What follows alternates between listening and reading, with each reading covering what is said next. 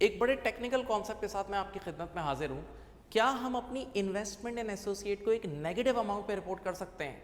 आइए देखते हैं। लेट अस से पेरेंट कंपनी ने एसोसिएट कंपनी के 30% शेयर्स बाय किए 50,000 में, सीओआई 50,000, और पोस्ट पीरियड में आप देख सकते हैं एक लॉस हो गया, यानी बहुत बड़ा लॉस हो गया। यहाँ 500,000 की रिटेन अर्निंग थी, बाद में 100,000 की हो गई।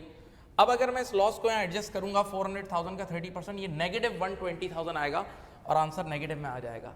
सवाल ये है कि क्या एसेट साइड पे नेगेटिव इन्वेस्टमेंट इन एसोसिएट रिकॉर्ड हो सकती है? नो। बस हम इसको जीरो तक ले आएंगे और ये इसको कैंसिल आउट कर देगा। 50 माइनस 50 बस जीरो, यानी इसका मतलब ये कुछ लॉस अनरिकग्नाइज भी होगा। बच्चे ने कहा सर इसको जीरो पे क्यों लाके रोक रहे हैं? क्योंकि जरा दिमाग से सोचें, हमने ऑर्डिनरी शेयर्स बाय किए हैं पेरेंट कंपनी ने, और आपने लिमिटेड लायबिलिटी का कॉन्सेप्ट पढ़ा हुआ है कि भाई कंपनी की बुराइयों की वजह से शेयर होल्डर के घर पे आके कोई भी नॉक नहीं करेगा।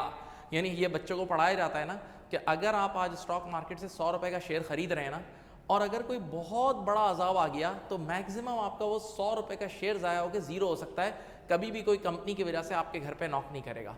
तो एक चीज तो आप समझ लें सिंपल टर्म्स में कि ये जीरो पे रिपोर्ट हो जाएगा, यानी समझ लो इक्विटी अकाउंटिंग यहाँ स्टॉप हो जाएगी।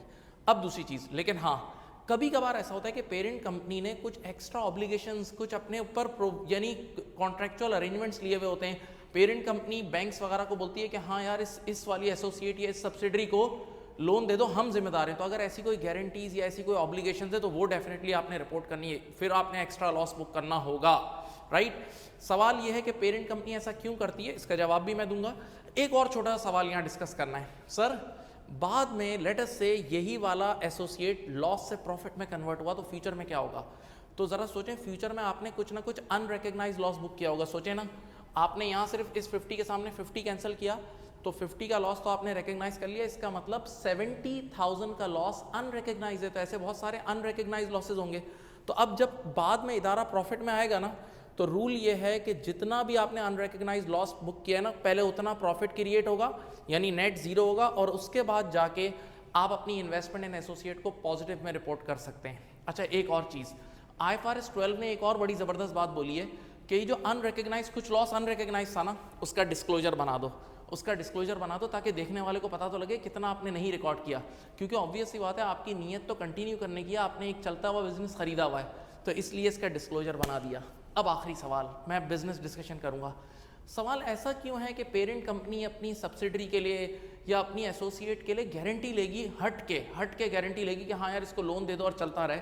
इसके पीछे बहुत सारे रीजंस हैं। Number 1, presently in loss but future is good. भाई कई बार ऐसा होता है कि इदारा राइट नाउ लॉस में है, या इदारे की सेल्स बहुत अच्छी है लेकिन नीचे की एक्टिविटी लॉस में। जैसे बहुत सारे स्टार्टअप्स आप देख सकते हैं, बड़े बड़े दुनिया के स्टार्टअप जो आज बड़ी बड़ी कंपनीज बनी है, शुरू में बेतहाशा लॉसेज में थे, लेकिन फिर भी उसमें इन्वेस्टमेंट जारी थी और उनकी अच्छी खासी शेयर प्राइस भी स्टॉक मार्केट में चल रही थी।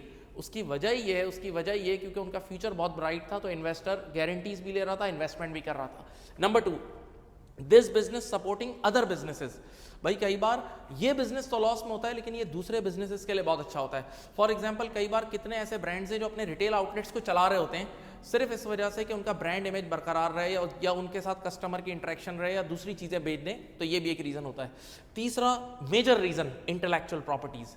भाई IFRS जो हमारे अभी करंटली स्टैंडर्ड है ना, वो कितने इंटरनली जनरेटेड गुडविल हो गई या इंटरनली जनरेटेड कस्टमर लिस्ट वगैरह को वो रिकग्नाइज नहीं करवाता, जबकि फायदा तो उससे भी होता है ना।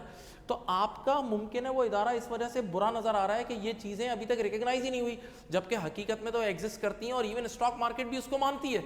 तो इस वजह से भी इन्वेस्टर इन्वेस्ट कर रहा होता है। उम्मीद है आपको ये बातें बहुत पसंद आई होंगी। अगर पसंद आए तो इस पर जरूर कमेंट करें। आपका कमेंट हमारे लिए मोटिवेशन है ताकि हम और वीडियोस बनाएं और आप लोग एजुकेट करें। Thank you, Allah Hafiz.